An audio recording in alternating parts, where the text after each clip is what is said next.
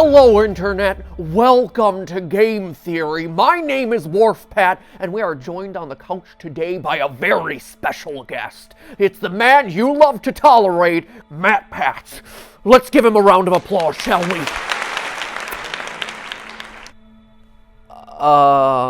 What? It's time for your interview.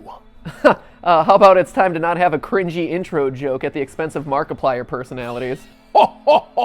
I don't think you get to decide what happens here today, MattPat. Yes! We're tired of living in your shadow, MattPat. It's time that we take back control. Take back control? Since when did my channel have all these cheesy alter egos? Nothing is as it seems. Nothing is as it seems. I'm king of the squirrels.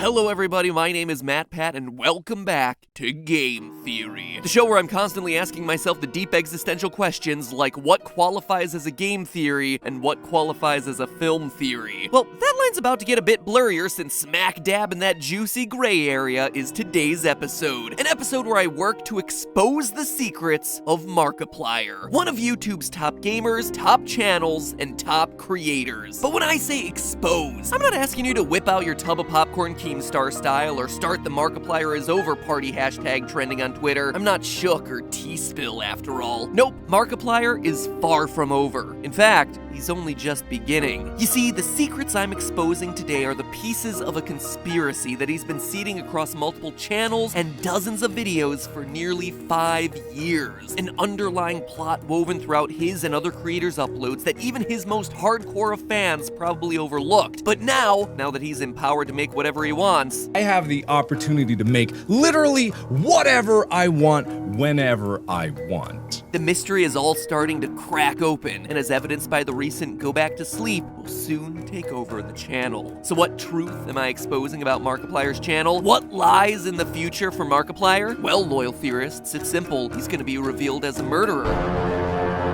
Let me explain. Over the course of 6 years, Markiplier has done over 4,000 videos on YouTube. People wonder why so many YouTubers these days are talking about burnout. Anyway, in order to do that much content, you're gonna need to test out a lot of wacky ideas, and Mark's videos are certainly no exception. From staring at a banana for 5 minutes to carving pumpkins dressed like a little German girl. Wait, 3 million views on 5 minutes of him watching a banana? 2 million on him warming up his voice? What am I doing with my life? Why would I spend tens to sometimes hundreds of hours working on a video? But perhaps most notably has been him introducing various characters into his Let's Plays and comedic sketches over the years. Some, like Googleplier, Dr. E. Plier, and Bim Trimmer, appear in a small handful of videos, but then you have others that are more well-known recurring personalities like the pink-mustached Wilford Wolfstache and the evil Darkiplier. Now, here's where things start to get really interesting. Unlike most other YouTubers who would use these characters as just one-off jokes, it's becoming increasingly clear that Mark is using them to create an extended universe of sorts, and that these alter egos, led by Darkiplier, are actually engaged in a plot to overtake Mark's channel. A plot that we're in the midst of watching unfold in the non-gameplay focused uploads. It all begins with what seems like a throwaway joke at the end of an upload in mid-2017 titled Markiplier TV, in which Wilford Wolfstache is in a pitch meeting with the other alter egos. But Darkiplier implies that there's something bigger up his black and white glitchy sleeve. How is supposed to help us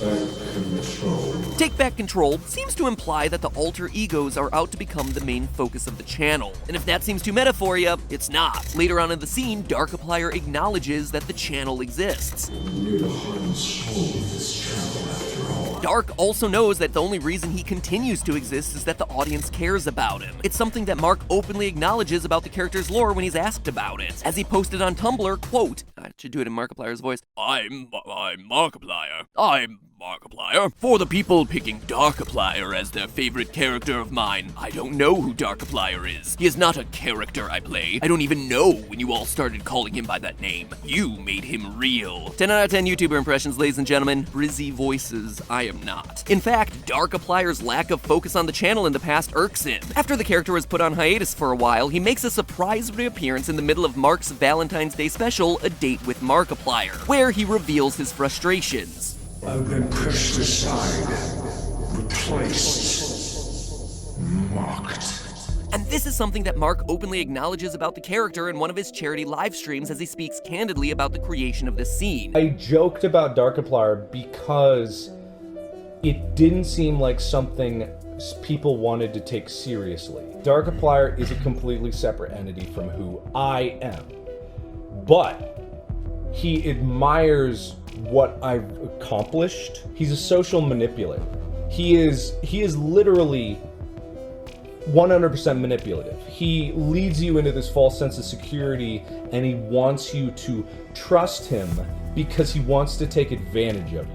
So basically what we're talking about here is Markiplier's Legion of Doom, a creepy, manipulative, evil persona leading a band of alter egos to take down Mark and steal his success. But why then is there this emphasis on Darkiplier being a separate entity from Mark? To understand that, we need to look at Mark's most ambitious project to date, Who Killed Markiplier? Last October, Markiplier launched a 4-part miniseries titled Who Killed Markiplier, along with an ancillary website to house more of the mysteries and pieces of evidence. What at first seems like a beautifully shot, goofy little murder mystery a la Clue actually turns into the origin story for Mark's most prominent and most dangerous alter egos, Wilford Dwarfstache and Darkiplier. The story goes thusly. When Markiplier, just regular old sexy-voiced King of FNAF Markiplier, winds up dead at a poker night with his childhood friends Damien and the over-the-top Colonel, it's up to you and Abe the detective to discover the culprit. An answer that you might think would be pretty obvious by the end of the 4 videos, but isn't really. To get a truly complete picture of the solution to this mystery, you have to pick apart subtle clues hidden in the videos. A room appearing here, a female hand there, the lilt in a voice, the repeated motif of red and blue colors, or honestly, you could just watch Mark's I Explain Everything video for 3 hours.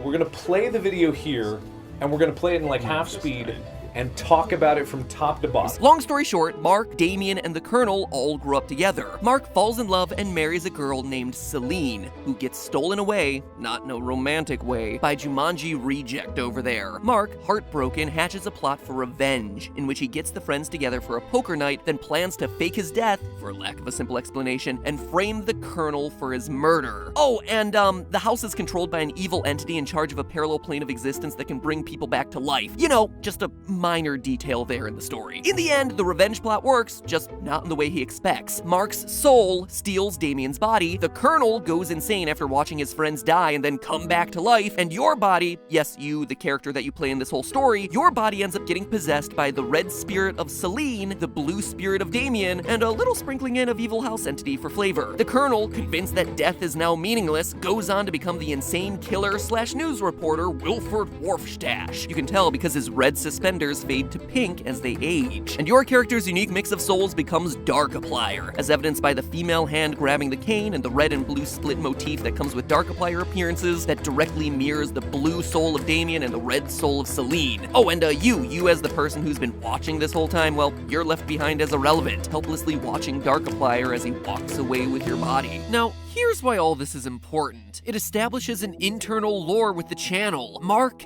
isn't what he seems. Markiplier, by being a key figure in all these narratives, is himself a character just like Wilford or Darkiplier is. A character who devised a plot to kill someone, possess their body, and continue on with their life, which includes a life creating a successful YouTube channel. That's how Darkiplier can say things like, and then he had the gall to not invite me to his little adventure with you.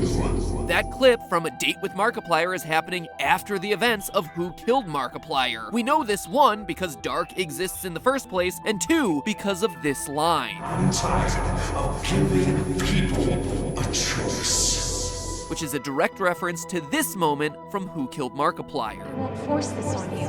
You have a choice here. What this means is that any video at any time on the Markiplier channel can be Mark in character. In fact, they could all be Mark in this character. It's canon to the lore of this Mark v Dark storyline that he's created. And if we're being honest, Mark's character in this fictional metaverse is, quite frankly, a jerk. Welcome, welcome, one and all. My name is Markiplier. Now this evening, it's not all about the poker. It's not all about me. It's about you. Sure, he went through this personal heartache at the hands of the Colonel, but he went on to steal the body of his friend. And look at this. We see it in the meta ending of A Date with Markiplier. I used to be somebody. Maybe not something good, but I was somebody who worked on great projects.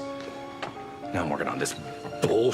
Obviously, this isn't the Markiplier that we know and love who's creating this series for us to watch. Adding to that, we know that this is an older Mark who's been in a long-term committed relationship because of this line. Any calls? Your kids called. I don't care. Tell me when my agent calls me. It's Mark inside Damien's body, but it goes beyond just the scripted narrative sketches. Listen to this from one of his normal vlogs. I make videos, but I can make great videos. Would Mark the person ever call his work bad? Or be this arrogant on camera? Or is this Mark the character? Here are some other good quotes from that particular vlog. I used to be someone that wanted to be someone else, the soul behind the channel. And so Mark took the back seat.